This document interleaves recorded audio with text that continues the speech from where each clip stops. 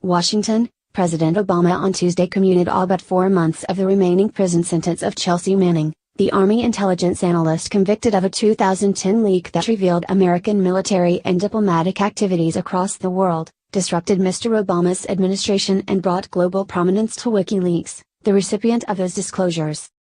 The decision by Mr. Obama rescued Miss Manning, who twice tried to kill herself last year, from an uncertain future as a transgender woman incarcerated at the men's military prison at Fort Leavenworth, Cannes. She has been jailed for nearly 7 years, and her 35-year sentence was by far the longest punishment ever imposed in the United States for a leak conviction. At the same time that Mr. Obama commuted the sentence of Miss Manning, a low-ranking enlisted soldier at the time of her leaks, he also pardoned James E. Cartwright, the retired Marine general and former vice chairman of the Joint Chiefs of Staff who pleaded guilty to lying about his conversations with reporters to FBI agents investigating a leak of classified information about cyber attacks on Iran's nuclear program. The 2 acts of clemency were a remarkable final step for a president whose administration carried out an unprecedented criminal crackdown on leaks of government secrets. Depending on how they are counted, the Obama administration has prosecuted either 9 or 10 such cases, more than were charged under all previous presidencies combined. In addition, Mr. Obama on Tuesday commuted the sentence of Oscar Lopez Rivera, who was part of a Puerto Rican nationalist group that carried out a string of bombings in the late 1970s and early 1980s. The other members of that group had long since been freed.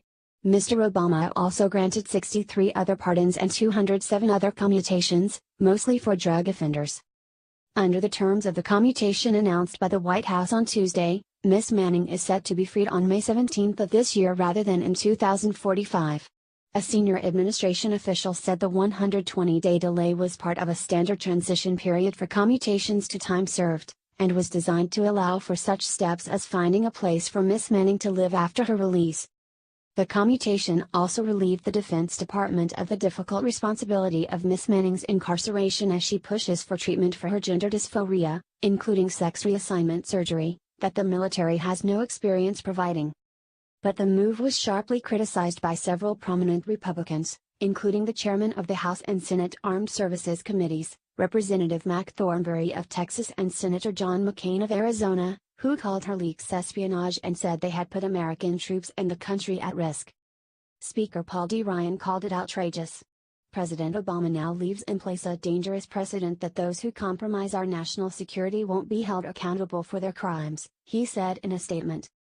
But in a joint statement, Nancy Hollander and Vince Ward, 2 lawyers who have been representing Miss Manning in appealing her conviction and sentence, and who filed the commutation application, praised the decision.